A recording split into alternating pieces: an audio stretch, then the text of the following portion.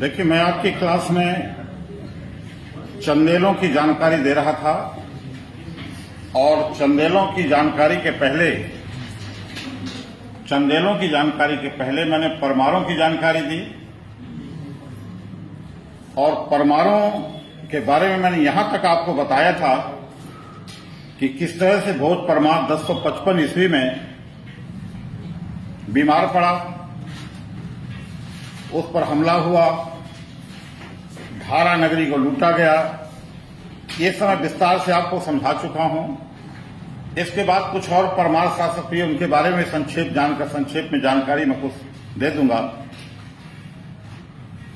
मैं यहां थोड़ा, आज आपसे बहुत दिन से कुछ बात नहीं हुई, मैं कुछ बात कहना चाहता हूं। पहली बात तो है कि जीवन में हमारे अनुशासन का बहुत ज्यादा महत्व है। जीवन में हमारे अनुशासन का बहुत महत्व है। और अनुशासन का अर्थ क्या होता है? अनुशासन का अर्थ है शासन के पीछे, करने योग्य कार्यों के पीछे चलना। जो करने योग्य है, जो हमें करना चाहिए, उसके साथ चलना, उसका अनुकरण करना, इसको कहा जाता है अनुशासन। अनुशासन हमें कई स्तरों पर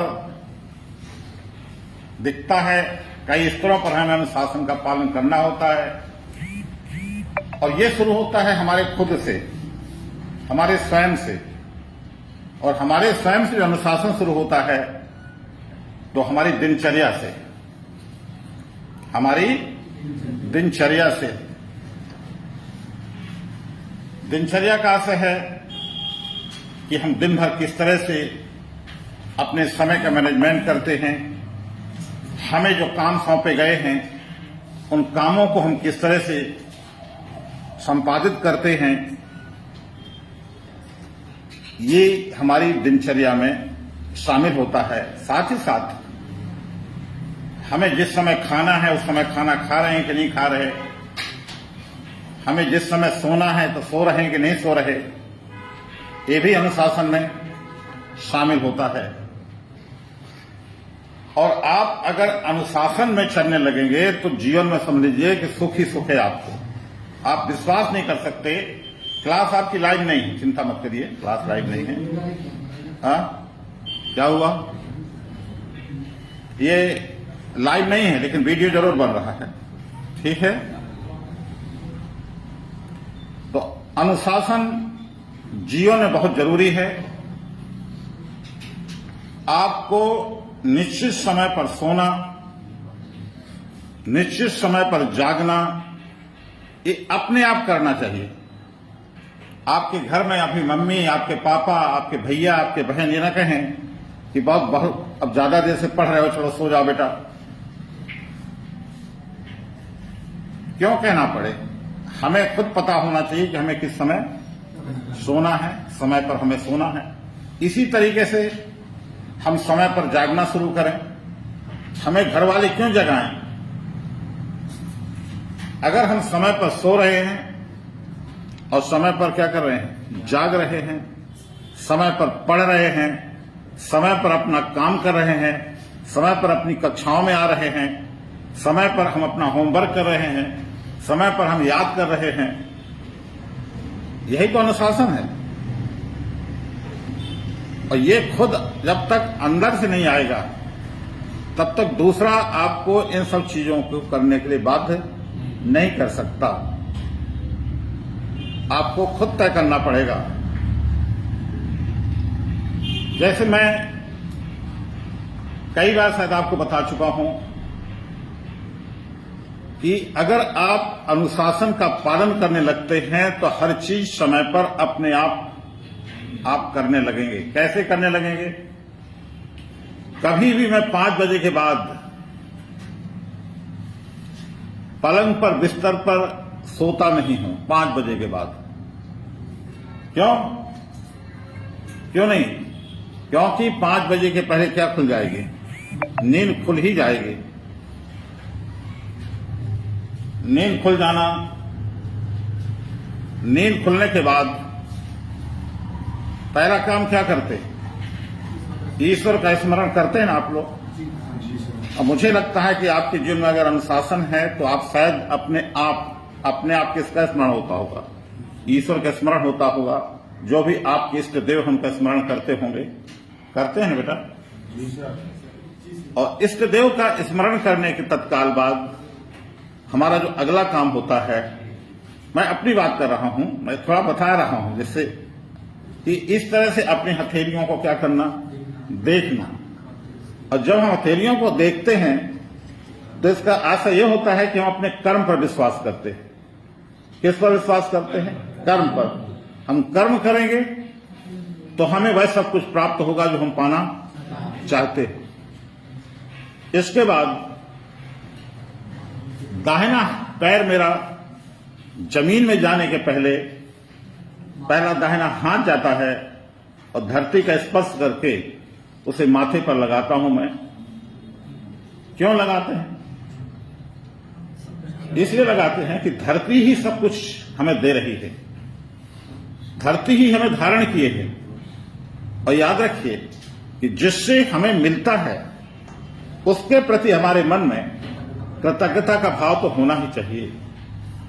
और धरती का स्पर्श करके आप धरती के महत्व को स्वीकार कर रहे हैं।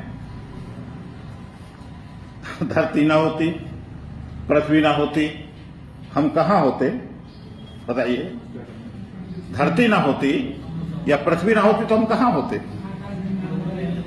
हम कहीं नहीं होते, हमारा अस्तित्व ही नहीं होता। तो जिसके कारण हमारा अस्तित्व है उसके प्रति हमारी कृतज्ञता तो क्या बनती है ना। अब धरती में अपना दाहिना हाथ रखा, माथे से लगाया, फिर बिस्तर छोड़ा। और वही आदत कुछ बन गई है अनुशासन में कि हमेशा दाहिना पैर ही नीचे आएगा पहले। इसको आप अंधविश्वास से मत जोड़िएगा। ये अंधविश्वास नहीं है, ये विश्वास है और ये विश्वास फलीभूत भी होता है। इसके बाद जिस स्थान पर घर में देव बैठे रहते, देवी देवताओं की मूर्तियां रखती हैं, उसके सामने जाकर के प्रणाम करना। और फिर जो है सीधा सीधा वाश बेसिन के पास आकर के आंखों में कम से कम 30-35 बार ठंडे पानी के छींटे डालना। आप ये सब अपने आप आ चल रहा है, मतलब कोई न कोई कह रहा है ना मैं कुछ सोच रहा हूं। जो अनुशासन है, अनुशासन के पीछे कैसे चलते हैं मैं ये आपको बता रहा हूं। इसके बाद दिनचर्या शुरू होती है। दिनचर्या में समय पर आपकी संस्था में आना। ये संस्था आपकी है, मेरी नहीं। क्या है? तो समय पर आपकी संस्था में आना। और 365 दिन अगर आता हूं तो 365 दिन मेरी कोशिश रहती है कि मैं कभी लेट ना हूं।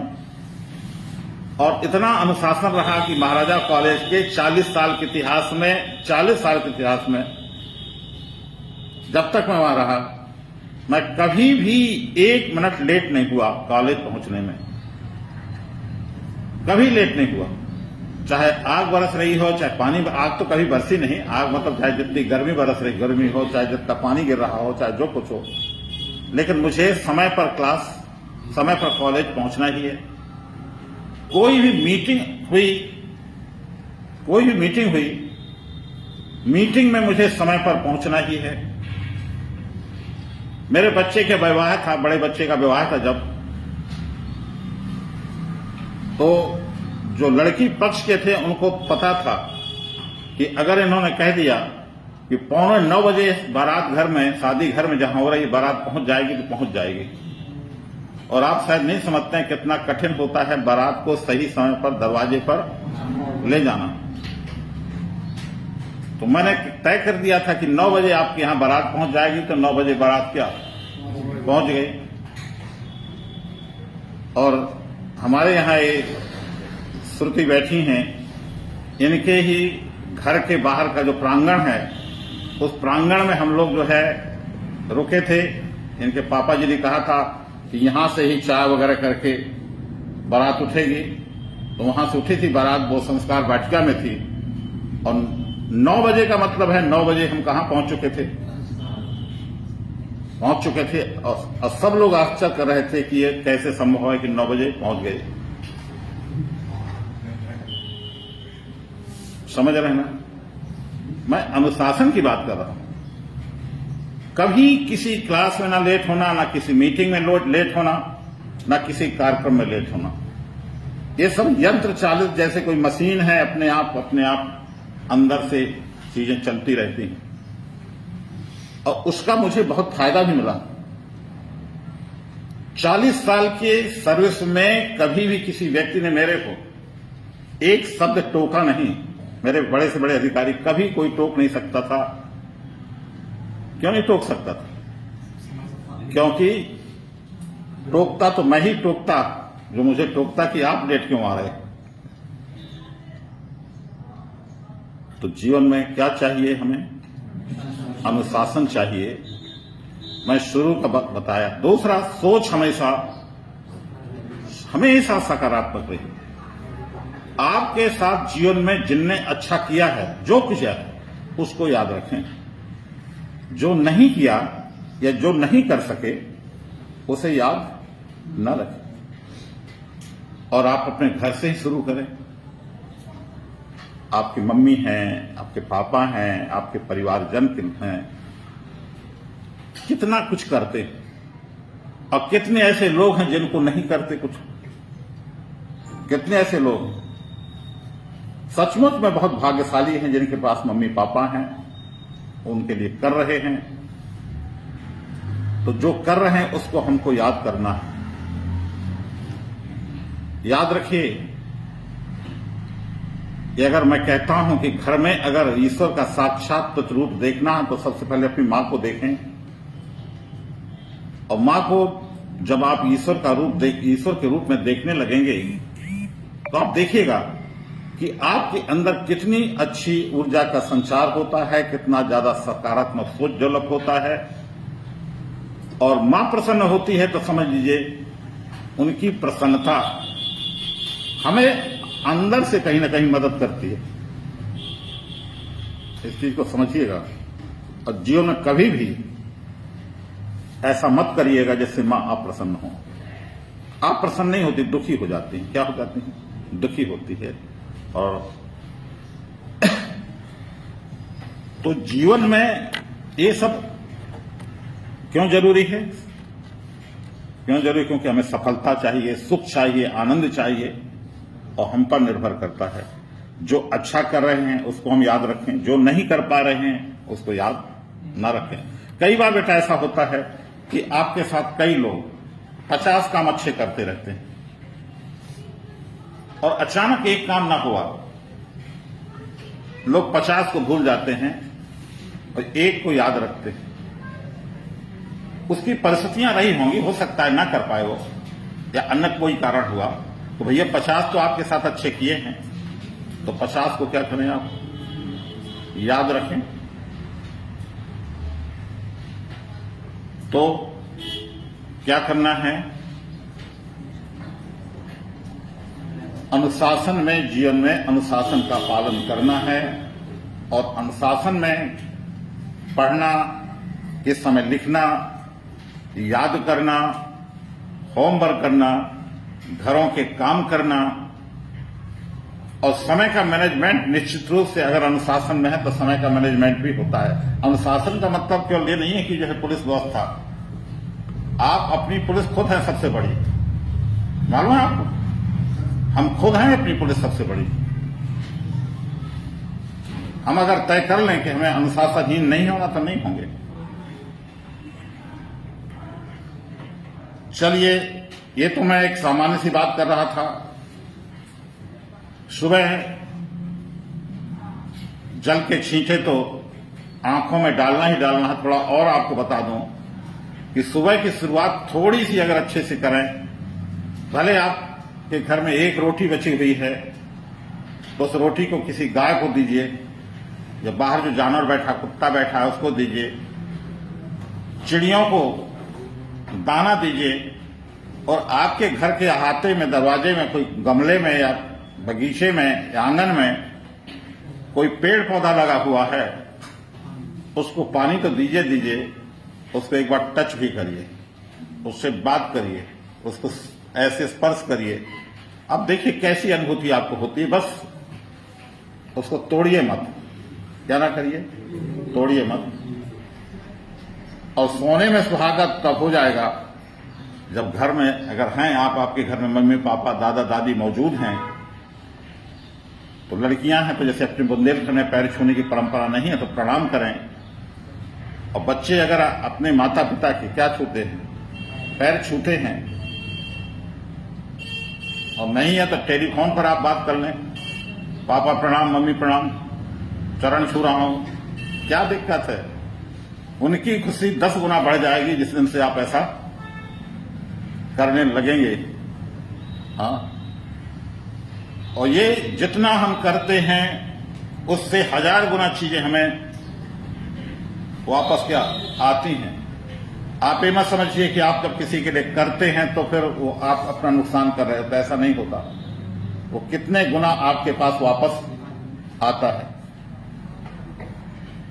चलिए ठीक है, आपने सुना, आप सबको बहुत बहुत धन्यवाद। अब मैं आ रहा हूं चंदेलों पर, जो मुझे चंदेलों पर क्या करना है।